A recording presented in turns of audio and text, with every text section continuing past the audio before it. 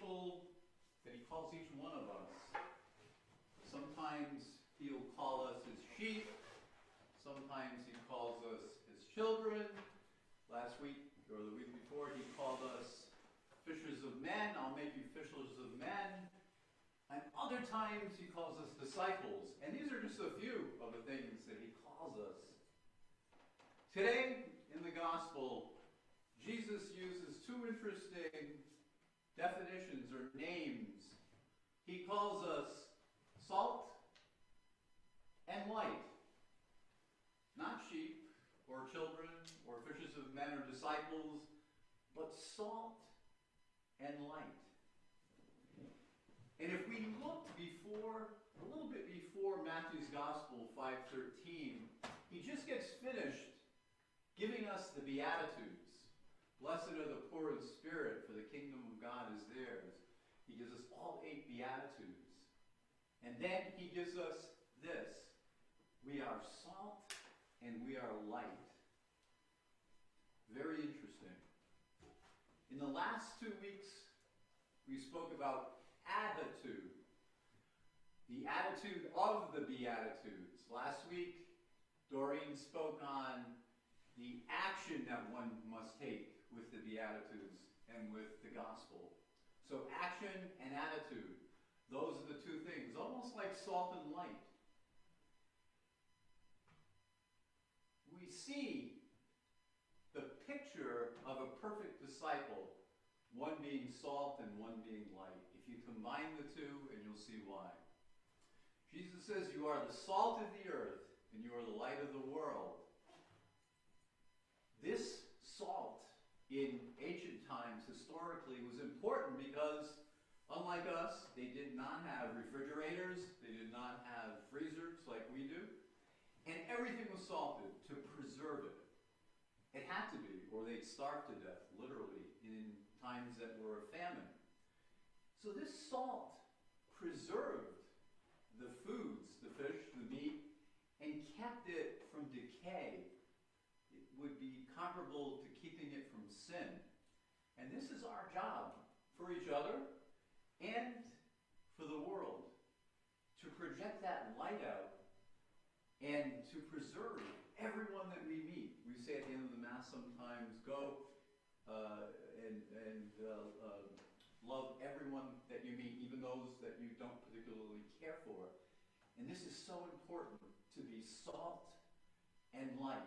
Salt in the Roman times, in the times of Jesus, was so important that they pay Roman soldiers with it. It was like gold, because they knew it was flavorful.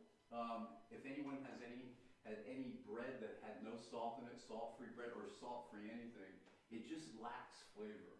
And just a little tiny pinch of salt can transform a whole loaf of bread.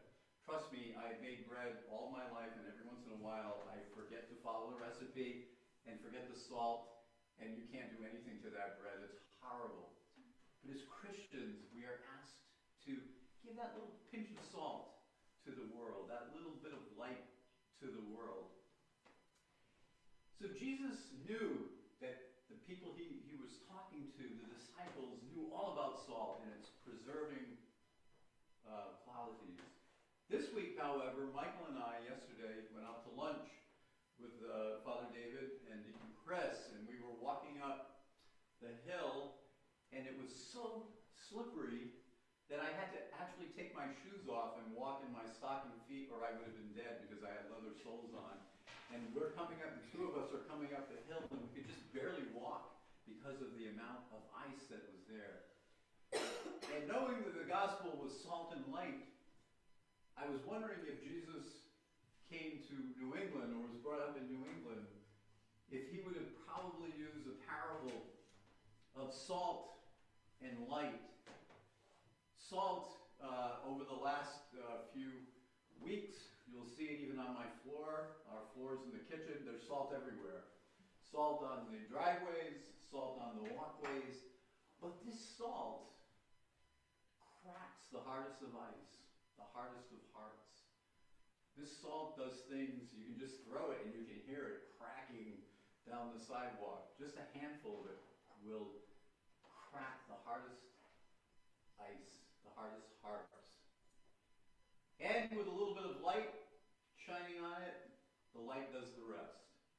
It breaks the hard things in our life.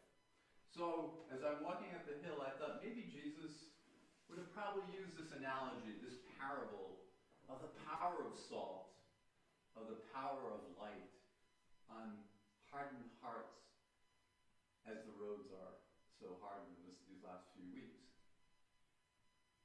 So, salt and ice, that's what we're called to be as Christians. And Isaiah, if you look back at the first reading, says this: how do you become light? How do you become salt? He says, gives you a little recipe.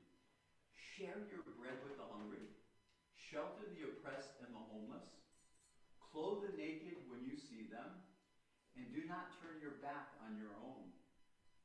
Then your light, then your salt will break forth like the dawn.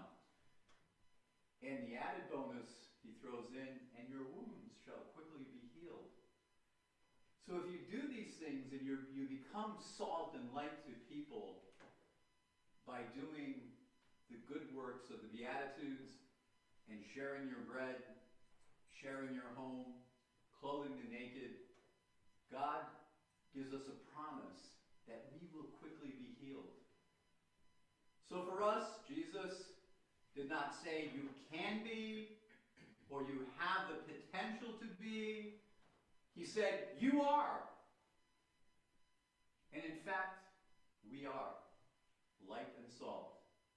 So take your saltiness and your light out to all those that you meet